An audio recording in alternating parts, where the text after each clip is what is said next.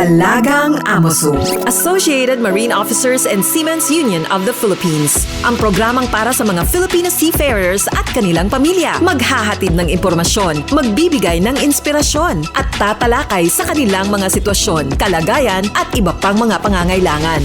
Alagang Amoso.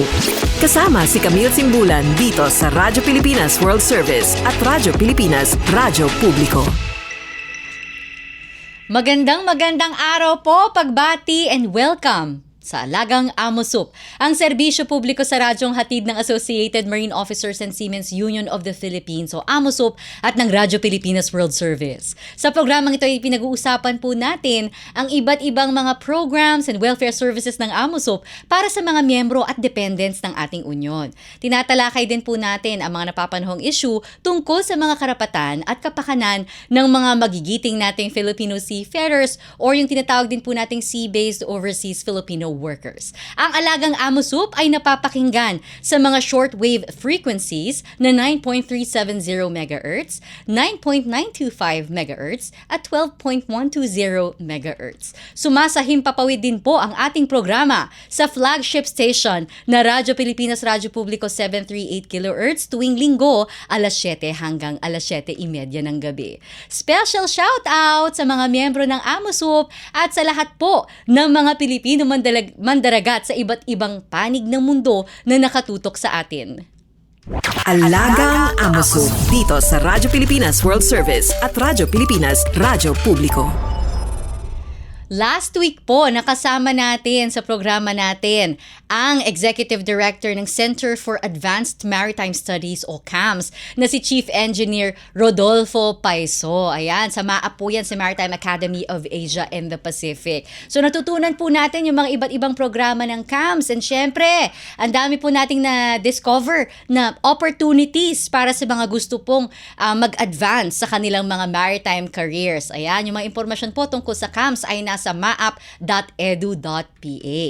So muli, wini-welcome po namin kayo sa isa na namang episode ng Alagang Amosup. Ngayong araw po, tampok po natin ang serbisyo at kalinga para sa pamilyang mandaragat sa Central Visayas sa pamamagitan ng Amosup Cebu na patuloy na nagsisilbing sandigan ng ating mga miyembro sa rehiyon. Kaya makakasama po natin ngayong araw live sa studio mula po sa Mandaue City pa. Dinayo po tayo. Cebu, ang Medical Director ng AMOSUP Seamen's Hospital Cebu na mahigit 24 na taon na pong nangunguna sa pamamahala at pagpapaunlad ng mga serbisyong medikal ng ospital at mga welfare programs ng AMOSUP para sa mga Pilipinong mandaragat at kanilang pamilya sa Central Visayas. Let us all welcome to Alagang AMOSUP, Dr. Chody Alcantara. Welcome po to Alagang AMOSUP. Welcome Camille, and then welcome salamat sa pag-imbita sa amin dito sa show para sa pangalan ng AMOSUP Seamen's Hospital Cebu.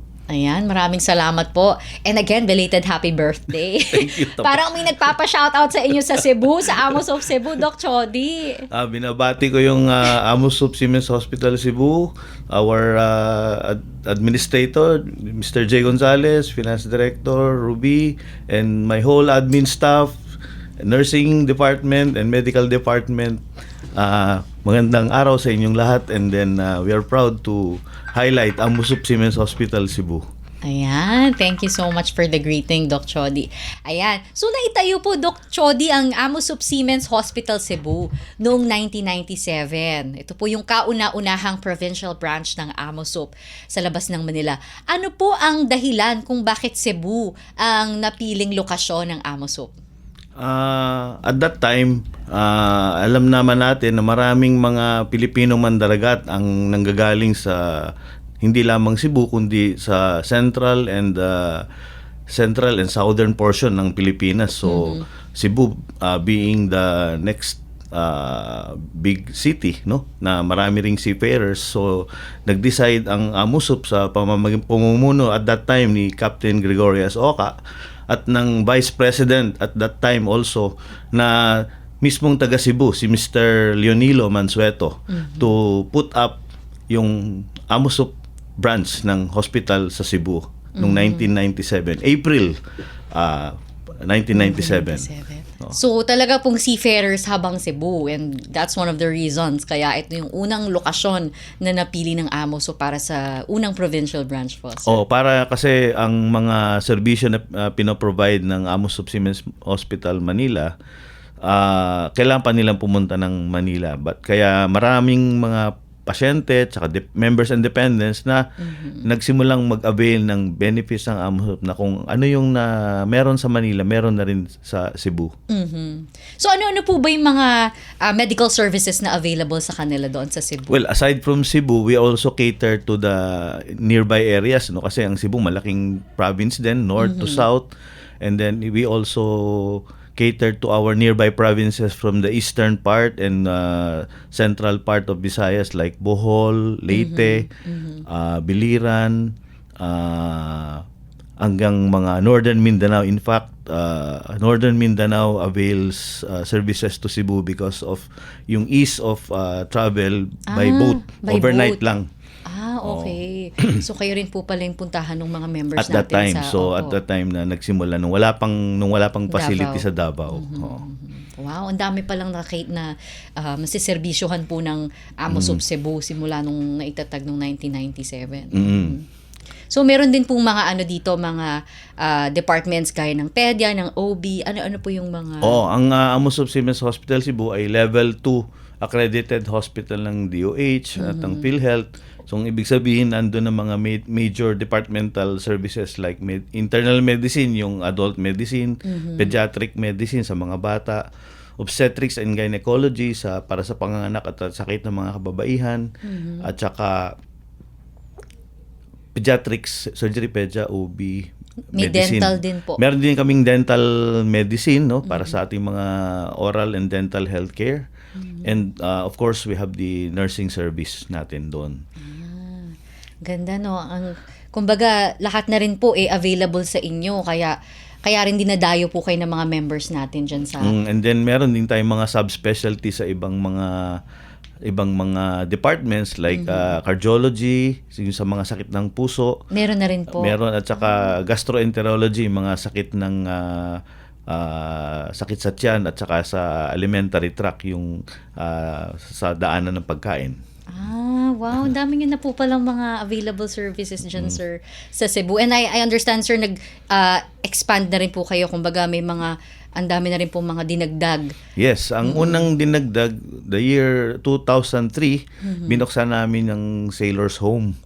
So, AMOSUP kasi Cebu at that Sailor's time, merong Sailor's Home sa Manila. Opo. So, nagtayo si Captain Oka ng Sailor's Home building sa likod ng hospital para makater ang mga pangangailangan ng ating mga marino na yung mga kailangan nila ng matutuluyan, yung mga bagong baba or papuntang Pasakay, na galing sa mga iba't ibang probinsya at lugar sa loob at labas ng Cebu province.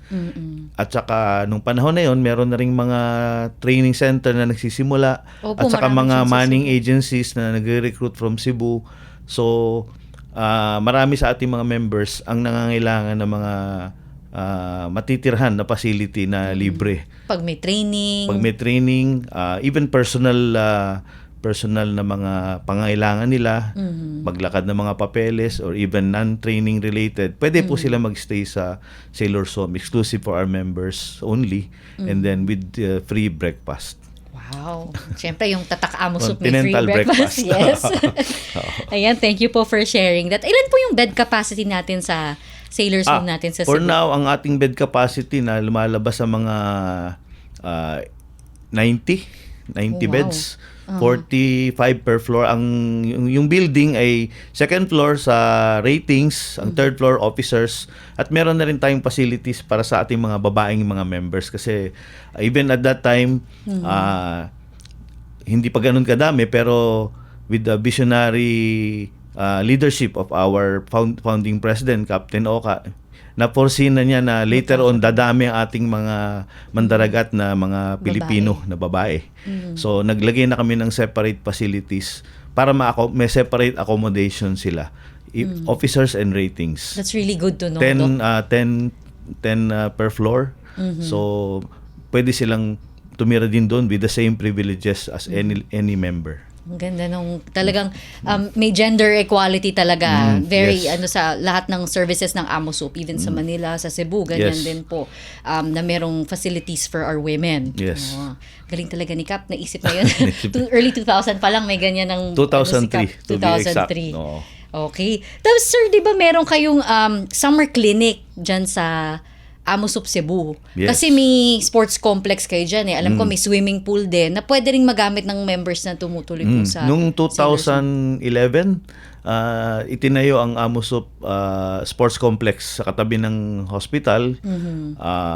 Ito ay isang facility na multi-sports facility na may capability para to cater the entertainment and wellness ng needs ng ating mga members and dependents. We have a swimming pool, full size basketball court, game room, billiards, table tennis.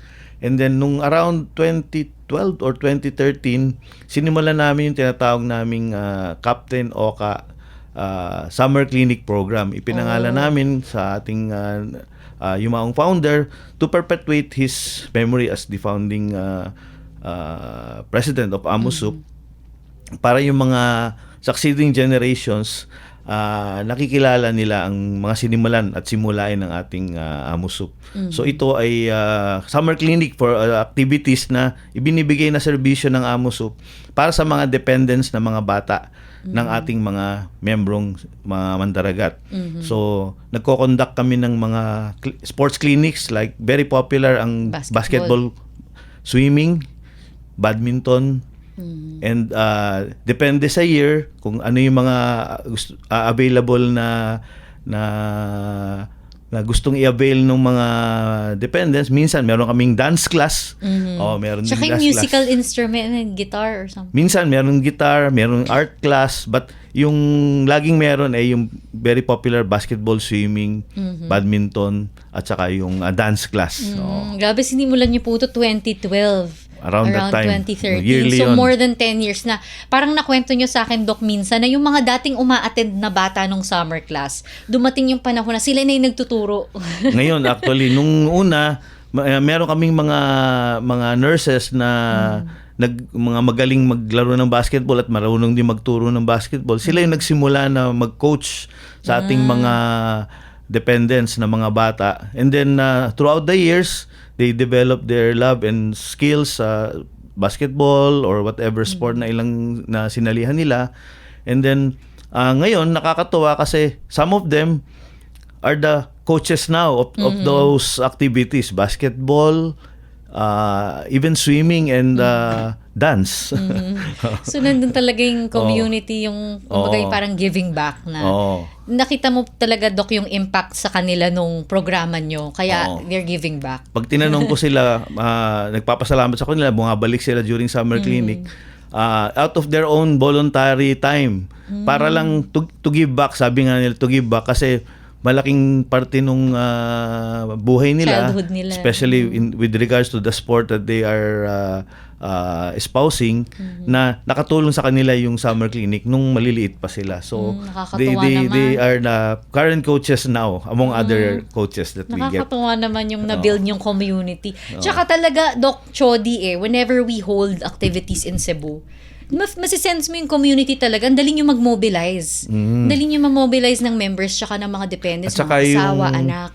If I may add, yung isa sa purpose ng summer clinic, yung tinatawag namin gadget-free. Para hindi sila mag-concentrate sa kanilang mga gadget, Ganda laptop, initiative or mo. mga iPad. Yung mga social So media. during activities, we refrain from we ask them to refrain from using yung mga gadgets nila para Gadgets. makakonsentrate sila sa training, sa sports. And then ang culmination yan, merong mini tournament sa mga different sports. They compete with one another. And then pinaka-highlight is the closing ceremony, awarding of certificates, plus the winners of the different mini tournament nila sa lahat ng mga events. And of course, presentation ng dance class. May performance. May performance Yun, sila. And they also present in the OPD, in the outpatient department, to showcase their talents. their talent na acquire nung summer. And then nakakatuwa kasi yung ibang mga hindi taga Cebu, during summer, Dumadayo? there are some of them who nagre-renta sila ng bahay. Talaga? Malapit. Kasi 1 month and a half yan na activity. So, yun na yung okay. pinaka parang bakasyon nila. Bakasyon nila? Oo, ng Nakakatuwa family. naman. Merong a few families na gano'n. Oo. Pero Oo. hindi na dayo talaga just to participate. Ganun nila na-feel yung pagiging at home nila sa Amosup Cebu. Pag summer, yan ang busy ang activity center dyan. And pag meron ng klase, nagko-conduct naman kami ng basketball league para sa ating mga members. May mga team sila. Ang kalaban naman ng mga team ng mga taga-hospital at saka mga medical staff, non-medical staff. And then, nagkakaroon ng parang mini basketball conference towards the okay. second part of the year. This year po, anong month nyo po gagawin yung summer clinic ninyo? Ang opening ng class kasi usually ngayon is May, di ba? Aha. May ba? So, May, June. Parang may basta yung time na walang klase. So, it's usually around April. April. April. Okay. Mga 4 to 6 weeks yan na summer class. So, Summer it's classes.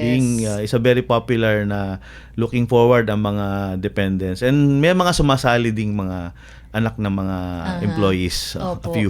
Paano po sir yung yung mga interesado na mag-participate? Kuwari may mga listeners tayo ngayon na mga Cebuano or malapit dun sa area na gusto pong mag-participate. Pupunta lang po sa page. Pwedeng pumunta sa aming facility kung taga doon sila. Kung hindi naman, they can communicate sa ating mga social media page na Amosup Cebu. Ayan, para sa mga listeners natin. May ganun pala sa Cebu, sali kami ng pamilya ko. Di ba? Makabakasyon sila ng April. Yes. Sasali sila sa sa sports clinic nyo. Yung mga anak nila, dadali nila. Diyan sila magbabanding ng pamilya. Okay. Napakaganda naman ng sharing nakaka-good vibes yung sharing ni Doc Chody. And malay natin, di ba, ma-replicate natin sa iba-ibang mga provincial branches, magkaroon tayo ng national tour na. Actually, ang ginagawa rin ito sa ibang mga Davao. branches, Davao and Iloilo during summer. Meron din silang mga summer clinic para sa kanilang mga own dependents. Ayan. Mag-organize tayo ng nationwide na Pwede. tournament. Okay, Doc Chody. And napansin ko, Doc Chody, yung Cebu, ang daming mga activities. And isa dyan yung yearly na ITF Cruise Seminar. Yes. Yan, favorite na venue ng ITF, ng International Transport Workers Federation, ang Cebu. Yes. Kasi bukod sa maganda yung weather, ang ganda nung beaches natin dyan, and masarap ang food. Tsaka syempre, napaka-reliable po ng Amosup Cebu team natin. Sir, more than a decade na po kayo nag-organize ng cruise seminar dyan sa Cebu, sir. Yes, sinimulan ito around 2012 minus the pandemic year. So we are on the, I think, going on the 12th or 13th year na ngayon na nagko-conduct ng cruise seminar para sa ating mga members na nasa cruise ship industry.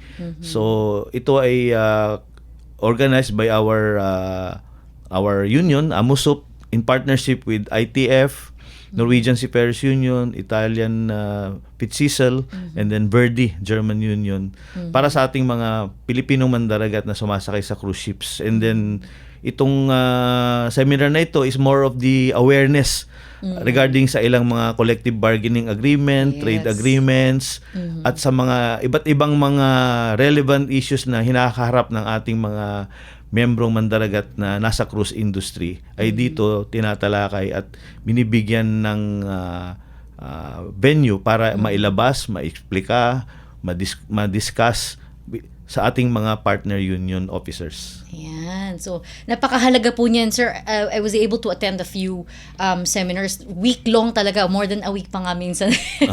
Yung Cebu Cruise Seminar. And talagang ina-explain sa mga seafarers yung mga karapatan nila. 'Di ba? Ano yung nakapaloob sa collective bargaining agreement? Kasi usually yung comments ganyan, 'di ba, na basahin niyo yung CBA niyo, intindihin kung ano yung mga nakapaloob diyan, ano yung mga karapatan, mga benefits niyo. 'Yon. So, ang ganda pong experience nito para sa mga seafarers natin for their awareness of their rights. Yes. Sir. Malaking tulong 'yun sa kanila, and then it's a limited slot activity kaya meron niyang merong venue para magpalista sila through our cruise seminar page conducted by the Norwegian Seafarers Union. And kung cruise, kung kayo po ay mga seafarers sa cruise, pwede niyo po sigurong kausapin yung inyong mga kumpanya, no, na sumali tayo sa Amosup. Meron niyang paraan para ikalat yung informasyon through our social media pages. Yes. So kung tingin niyo po, may mga may mga participating companies diyan And that's how the Norwegian Unions, Seafarers Union, ITF, Amosup, Fitzsizzle and Verdi are organizing and mobilizing seafarers to participate. And then they make it a point na may participation ng mga iba't ibang companies ng mga unions na involved. Yan. Well represented Well-represented. Cruise, yung mga shipping companies, cruise lines. Ayan. Ang ganda talaga kasi meron pa dong mga yung mga parang magsisimulate ng mga sitwasyon. Role-playing. Yan. Yun ang isa sa mga highlights sa kanilang conference na binibigyang daan yung venue na yun para mailabas yung mga issues na minsan sensitibo, minsan mahirap i-explica. So through role playing ginagawa nila para ma-discuss nila yung mga kailangang i-address ng ating mga concerned partners sa seafaring industry.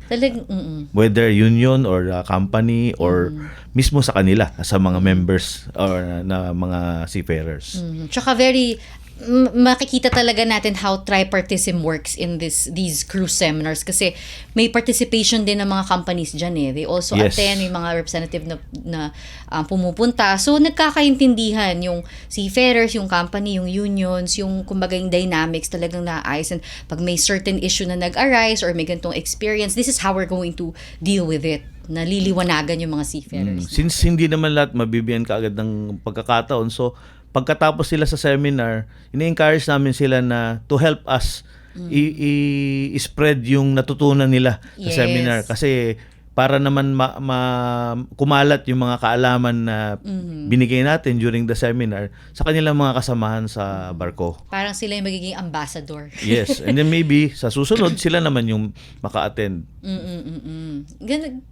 Talagang very powerful ang word of mouth Di ba? Pag kung ano yung natutunan nila, i-share, pay it forward nila sa mga kasamahan nila sa barko. Kasi ang mga seafarers natin, very tight-knit yan pag nasa isang barko sila. And then nandyan din ang ating mga ITF inspectors na umakyat sa ating mga barko. Yes. Para magbigay ng venue rin para i-discuss nila yung kanilang mga issues na kinakaharap during their time sa pagtatrabaho sa barko in the cruise ship industry. Yes. Tsaka, yun din, nagiging aware din yung mga seafarers natin. Ay, may ITF inspectorate pala na worldwide. Halos sa bawat port, sa iba't ibang panig ng mundo, meron po tayong ITF inspectors na kapag meron kayong mga experiences on board na kailangan nyo ng assistance from the International Transport Workers Federation, nandyan po yung mga ITF inspectors natin. So kung hindi nyo pa po na-download yung ITF Seafarers app, nandyan po yung mga details ng inspectorate ng ITF. Ita-type nyo lang po yung vessel nyo, yung information, and then ipapakita po sa inyo ng ITF Seafarers app kung sino yung mga inspectors po na malapit dyan sa lugar kung nasa yung barko nyo. Diba? So alam ko, busy kayo ngayon, Doc, sa pag-organize na naman ng upcoming natin na itong March, itong darating na March, ang susunod na cruise seminar. Opo. Siyempre, kayo na naman po ang punong abala. And then may dagdag ko lang, Amosup Cebu, meron pang isang serbisyo na opisina na nagbibigay ng ating concern sa mga ating mga membro sa Provident Fund. Ayan. Meron tayong Provident Fund Coordinating Office sa Cebu. Ito ay maliit na opisina na nagtatrabaho in relationship with our main office sa Intramuros para sa mga inquiries regarding sa Provident Fund, Mutual Welfare Fund, Old Age Pension Fund. Ayan, So tumatanggap po kami ng may tumatanggap po kami ng mga inquiries at saka nag-a-assist po tayo sa ating mga members and dependents dun sa mga nangangailangan na mag-avail sa mga serbisyo na yan. Ayan. So at meron din tayong slap chest na nasa ground floor ng Sailors Building. Kung saan pwedeng magkaroon ng credit ang ating mga members through general groceries or even tie up namin sa mga appliance center on a no interest salary deduction basis sa ating mga participating money agency companies. Ayan. Halos kompleto na rin po pala kayo sa Cebu. Hindi lang hospital. Sailors Home. Kasi syempre hospital yung flagship, Yung yan ang alam ng flagship, lahat. yun ang una. Pero at least now we know na bukod Amos of dyan, Cebu. Amos of Cebu has a hospital, may Sailors Home, Slap Chest, may Provident Fund Office, And may records, sports complex. may sports complex. Yung record section, sir, magpapa-ID, Kasama na, ganyan. kasama na rin sa po. Provident Fund ang pagbibigay ng pag-i-issue na ating mga members of independence ID. Ayun, nag-i-issue din pala sila ng Sa Provident Fund members Office. ID. O pwede, yung mga wala pa, pwede silang dumaan doon. Ayun, o 'di ba? One-stop shop na talaga yung Amos of Cebu. Andiyan na lahat. Pati WMBP, sir, yung mga ganun old Under age. sa Provident Fund Office ang nag-aasikaso ng assistance. Lalo na sa mga inquiries, sa mga Yes. check preparations. Yun. Kung ano yung mga requirements that they need, mga documents that they need to submit. Ayan. Yes. And if they need to, kasi madali naman po coordination sa Para yung Manila. mga hindi na kailangan pumunta ng Manila for Yes, just yung to- mga cheque. Opo. So pinapacilitate ng opisina natin sa Cebu yung mga transaction. Lalo na ngayon na nagkaroon ng bagong procedure na mostly online na ang ating mga claims through sa Yes, Provident Fund. Yung e-form natin. I-form natin. So, ang aming opisina ay nag-a-assist sa ating mga members sa konting pagbabago sa procedure ng Opo. online. Kung paano sagutan, ano yung mga kailangan i-upload, i-download, yan. So, meron pong nag-a-assist pala sa Amos of Cebu. Meron, Okay. oo. Ayan mga Amos of members, hindi na kailangan lumipad sa Manila for assistance. Meron po tayo sa Amos of Cebu. Talagang blockbuster po ang Provident Fund Doc Chody Talagang yan ang mga questions na natatanggap natin regularly. Oo. And it's really good to know na talagang nagdo-double down ang Amos of Cebu sa pag-assist po sa mga members natin na gusto mag-apply ng kanilang claim sa Provident Fund. Yes. And then may dagdag ko, meron pa kaming ang Amos of Siemens Hospital Cebu, dalawang license namin. Opo. Meron pa kaming license as a pre-employment medical clinic for seafarers. PEME. So, Okay. PEME. Meron din kaming separate license by DOH. Pwede kaming mag-conduct ng pre-employment medical examination sa mga participating money agencies natin na nagpapadala ng ilang mga members na for examination bago sumakay ng barko. Ayan, may PEME din po available sa ating Amos of Cebu. So, hindi na kayo kailangan maghanap kung saan-saan pa. Lahat nasa Amos of Cebu na. And talagang very active ang Amos of Cebu sa mga initiatives ng ating union. Gaya po nung pandemic, very active yung Amos of Cebu sa National Vaccination Program ng Seafarers Independence natin. Yes, ang Cebu ay lahat ng Amos of facility ay ginawang accredited vaccination center ng Yes. Department of Health in conjunction with Marina and Amuso para maibigay yung mga kailangan nating mga vaccine at that time sa pandemic. Yung network ng mga Amosop hospitals natin across the country are really very reliable and ang ganda ng coordination. Kaya nga pag meron kayong kailangan asikasuhin sa inyong records, sa mga dokumento nyo, sa mga gusto nyong i-process na mga benefits, welfare benefits nyo sa Amosop, you can count on Amosop Cebu po para asistihan kayo. Okay? So sir, ano po yung operating hours nyo sa Amosop Cebu, Doc? Yung offices po ninyo? Ang offices ng Amusop Hospital is always 24 hours Ay, na opo bukas. naman. Ang usual naman na opisina natin Yung bukas Provident from Fund. 8 o'clock a.m. to 5 p.m. Ayan. Ang outpatient department 8 a.m. to 12 noon kapag Sabado.